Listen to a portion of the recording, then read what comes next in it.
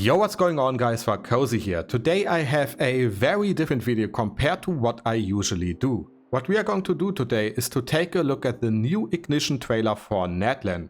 I will talk about all the real-world inspirations for our characters, and I will also give you a very surface level understanding of what to expect when going into Natlan. First up, we have expectation versus reality.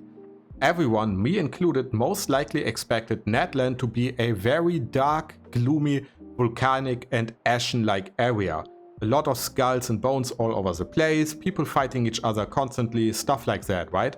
But what we get here is the exact opposite.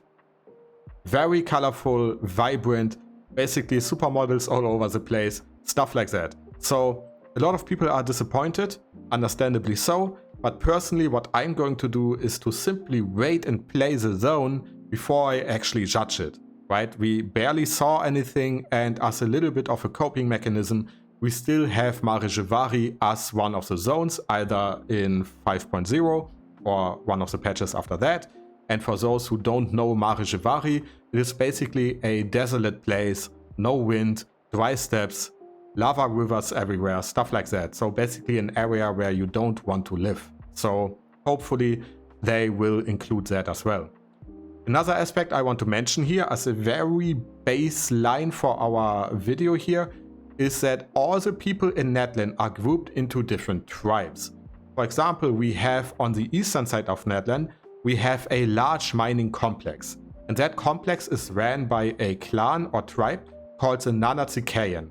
Now, I don't know how to pronounce those names, to be honest, but it is what it is, right? All the characters we are going to meet in the game or, in the future are going to be part of those tribes. We will probably visit those tribes as we do our Archon quest and most of the quests after that. Novelette, for example, he said that everyone in Natlan is constantly in conflict with each other, but what we saw in the trailer kind of doesn't really showcase that, right? So what I think is going on here is that whenever you have this festival, which we are going to see in a moment here, going on in Natlan, all the conflict is on hold, like kinda Olympic Games in our real world. Also, don't forget, trailers when it comes to Mihoyo can be very misleading. We had, for example, Sumuru and the Burning Tree. The tree still didn't burn, right? We have Fontaine and Alecchino. Alecchino hasn't really been the major antagonist for Fontaine, and as such, trailers don't really give you the full picture. Either way, enough of that. Let us actually take a look at the video here and at our characters.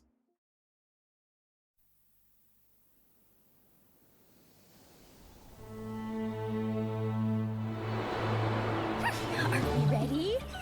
Let's go! Attention, please! Kachina will now release the ball to promote the upcoming tournament. Huh? Gotta get a photo to remember it. Hey, that's too close. Huh? Great. Alright, so those two cuties here are basically our first two characters for Natlan. We have Mualani on the right side and we have Kachina on the left side. But before we talk about our characters here, let us take a look at the background. What you can see here is the port area for Natlan.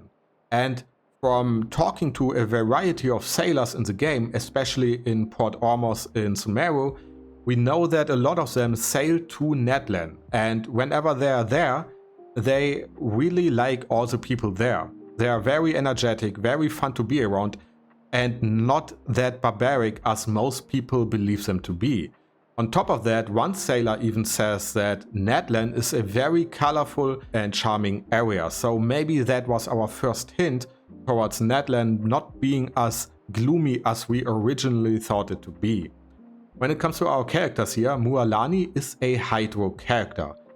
She herself is based on a Hawaiian high chiefess of the same name. From what I could gather, she was a princess who succeeded her mother after her death. And maybe in the game she will fulfill the same role, becoming the leader of her tribe. Kachina on the left side here, first of all, pay attention to her ears. Whenever you play the video, you will see that those ears are moving. So she is not a bait character like Dia, she is actually a, I guess you could say, furry, right? She does use a geovision, you can see it on her left arm, or basically her right arm. And her name or her inspiration comes from a spiritual being in the religious belief of Native American cultures located in the southwestern part of the US. I will leave a link to all the sources I used down in the description box if you want to read more regarding our characters. The next two characters we have are Ajaw and Kinich, who are both very interesting to, learn about when it comes to their inspiration. So let us take a look at them. And go! Too far!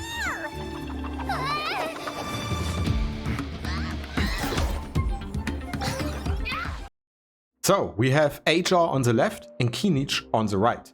For Ajaw, we don't really know what element he's going to use because, obviously he's in a cartoon form here, right? But he is based on Maya culture and is not a person or spiritual being unlike our previous two characters. Instead, it is a political title given to nobles among the Mayan people. The title has multiple meanings like leader, ruler, lord, king or queen, and very often comes with the task of performing religious activities. So when it comes to the game, Ajaw could very well be the leader of their religious belief system, or he could simply be the guy who is running the tournament if our Pyro Archon isn't running it herself. When it comes to Kinich and his inspiration, there's a whole lot to talk about, but it effectively all boils down to him being the Maya sun god called God G, which is a funny name, God G, right? But he is a Dento character, and when it comes to his role, honestly, I really don't know what he's going to do. Wait and see, I guess. Moving on, we have, in my opinion, the two most interesting characters here in the form of Citlali and Xilonen. So let us take a look at them. Pass. What the heck is that? Do I have to? Get out of Alright, perfect moment to stop here. Absolutely gorgeous character. In my opinion, all the characters in Natlan look really, really good. When it comes to Citlali, she is going to be a cryo character.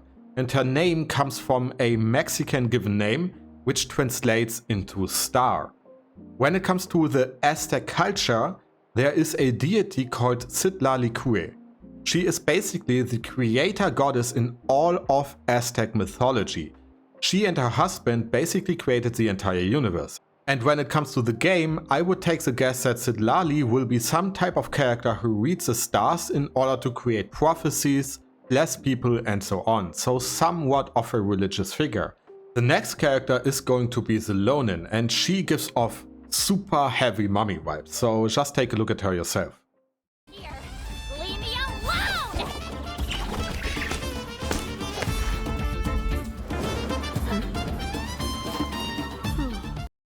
Here we have Xilonen, a Geo character who most certainly gives off mummy vibes. And if you paid attention to the story, you know that every single region we have visited so far had at least one mummy or father character. For example, in Fontaine we had Nouvellette, in Sumeru we had Dia, and I guess you could say Nahida as well. In Inazuma we had Yaimiko, Mondstadt had Jean, and Liyue had obviously Zhongli, right? So every single zone has this kind of mummy or father figure, and here I'm gonna assume that Xilonen will be that character. She herself is based on Aztec mythology, and she is basically the goddess of agriculture. But she also holds the title of Seventh Serpent, which refers to the fact that she can be responsible for a good harvest, but also responsible for a bad harvest. This in itself could give us some indication regarding her role in the Archon quest. So whenever you see her, keep your eyes open because she could be misleading. Maybe, who knows, we will see. The next character you're going to see is our poster child for Natlan, because we saw her all the way back on the roadmap trailer for Genshin Impact when the game released in 20 or so, I don't even know. So Iansan, we are going to take a look at her. Is it that time of year again? So, Iansan, strangely enough, you kinda have to pay attention to the trailer here, because if you blink, you will miss her. I don't know what Mihoyo was thinking regarding the fact that she is kinda our poster character for Natlan here, but you know, it is what it is. Iansan, she's probably a Pyro character. We don't know for certain because we don't see her vision. And her inspiration comes from the Yoruba mythology, which is an Afro-Latin American religion. Her full name in that religion is Oya Iansan An, and she's basically a warrior goddess. She's commanding fire, storm, lightning, hurricane, stuff like that. So maybe when it comes to the game, she's going to be this very small character, but super powerful. We will see. I'm kinda excited when it comes to her character because every single poster character, like Linne in Fontaine for example, has been super vital when it comes to the overall storyline of whatever nation we are talking about here, right? The next character, in my opinion, at least to me, is a little bit of a mystery because I didn't really find that much of a world inspiration when it comes to her. So yeah, let's take a look at her. Chasca is going to be the next one.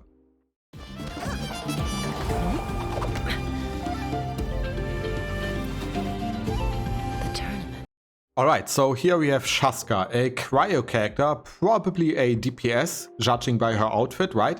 But keep that with take that with a grain of salt because we don't know for certain. No single character role has been revealed yet.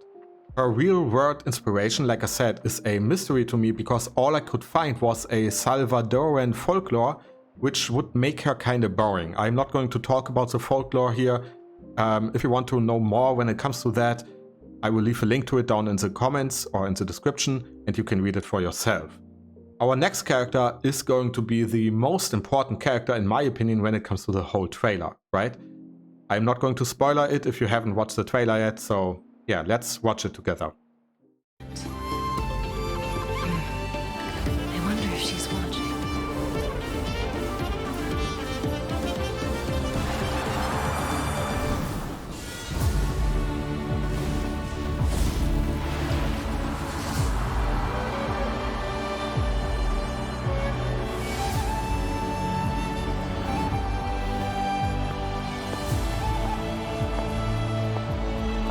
The tournament will soon begin! My dear friends, take your positions! So yeah, what am I supposed to say when it comes to this character? Absolutely peak design, super gorgeous. Welcome back Himiko, I guess, in a way. Hopefully you're not going to die this time around. She's our Pyro Archon, her name is Mavuika, and I tried to find a vision on her, which I didn't find, so hopefully Archon confirmed. And her name, her real world inspiration, comes from a Maori fire deity called Mavuika, so very, very similar. What more to say? Fire goddess in real life, fire goddess in the game, so if you want to know more, I will leave a link down in the description box. But generally speaking, that is going to be our Pyro Archon, and obviously very, very important when it comes to the overall plotline in the game. I will talk more about her later on because there's something very important when it comes to her. But like I said, we will talk about that later on. The next two characters we are going to see now are the last two characters for this trailer. We have Capitano, obviously, the GOAT, right? And we have Ororon, who is a very mysterious character and in my opinion might be important. We will see. So yeah, let us take a look at them. Embrace your competitive spirit and give your all! This battle is for winners only! The champion will take all.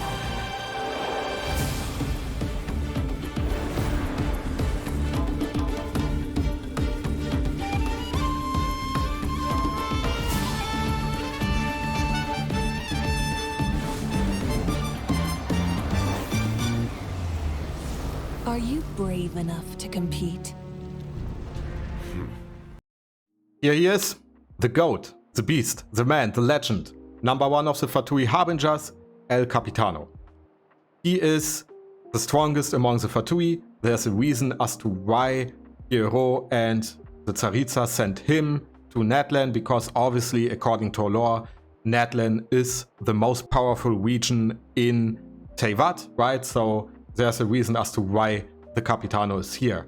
And if certain sources are correct when it comes to the game as well as outside of the game, we might even see another Harbinger in Natlan here. I'm not going to spoiler anything, but there might be someone else waiting in store for us. Other than that, we have one more character who you saw for a brief second. So let me use my magic editing skills here and let us move back in time in order to see that character. On the right side here we have Ororon. Barely visible, and unfortunately we also don't know what vision he's going to use, but he is most likely based on the supreme deity in the Yoruba religion called Ororon. Judging by his title of supreme deity, he could, and that is like a very big shot in the dark here, super speculation, but he could very well be our Pyro sovereign, right? Our Pyro dragon.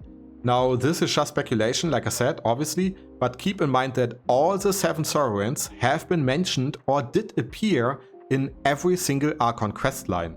While Astaha and Dvalin are not confirmed dragons or sovereigns, it is very likely that they are. Not to mention that we also have, Raiden Shogun killing her own dragon back in Inazuma, we have Arpep in Sumeru, and we have Nuvelet in Fontaine. So every single sovereign did in one way or the other appear during the Archon quest chains. And I'm going to assume that this will be the same for Natlan here. Moving on, we have one more aspect when it comes to the video. As you can see, it's almost over, but there's, in my opinion, one last important detail here that I want to address. So let me play the video for a while and I will pause it later on. Are you brave enough to compete?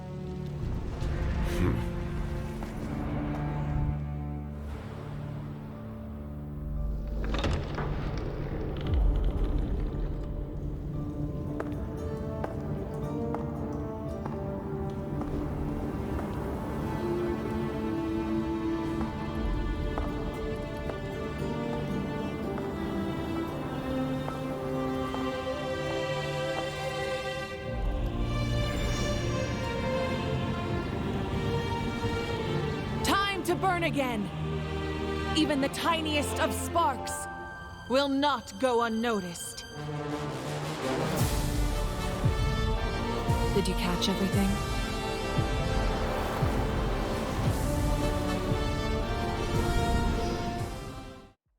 So what is so important that I specifically want to take a look at this scene, right? Because we talked about all the characters, we took a look at their inspirations, at least on surface level, right? But in my opinion, there's something important going on when it comes to the lore of the game here. First of all, let us take a step back and look at the area that she is in right now. It is a very mysterious, almost sacred site-like area. There's no lighting, there are no guards whatsoever. The only one who is there is our Pyro Archon and whatever that fire wheel thing in the background is. And that to me means that most people might not even be aware of that place. It could very well be an area that only she is aware of. And what can you do with such places? Well, you can hide stuff. And if we take a look at the lore of the game, we know that Natlan had at least 2 Pyro Archons. We know that Venti was somewhat close to Murata, who was supposedly the previous Pyro Archon. But when he returned, because he was MIA for a while, Murata was gone. And he doesn't know what happened, nobody really knows what happened. And what I think is going on here, that this fire thing in the background there is our second Pyro Archon. This obviously is super speculation, like a shot in the dark, 100%, but we know that Archons can have a spiritual form. We have seen it in the form of A, we have seen it with Furina and Focalos, right? We know that especially with Furina and Focalos, 2 Archons can kinda-ish exist at the same time. Even though we know that Furina didn't hold any powers, but we know they can exist at the same time, in a way at least. So what might be going on here is that we have 2 Archons here. So yeah, that is more or less the video. One aspect that I also want to highlight here is that the shift in atmosphere is most certainly noticeable for the last third of the trailer here. Everything up until then is very vibrant, colorful and stuff like that, and at the very end it becomes very gloomy, darkish. Especially if you take the music in consideration, because the last 5 seconds of the music here at the very end of the video take a deep dive. And yeah, overall I hope the video was interesting. Looking at all the real world inspirations for the characters was most certainly interesting, even though it was a very surface level approach. And I am sure there's a lot more you can talk about if you take a deep dive into it. Either way, let me know what you think regarding our characters down in the comments. If I did any mistakes regarding our real world inspirations or regarding the fate of Murata, then let me know. Also, if you maybe want to add stuff when it comes to our inspirations, then feel free to do so as well. I'm always interested in aspects like that, so feel free to share it. Thanks for watching, have a great day or night wherever you live, and I will see you in the next video. Bye bye.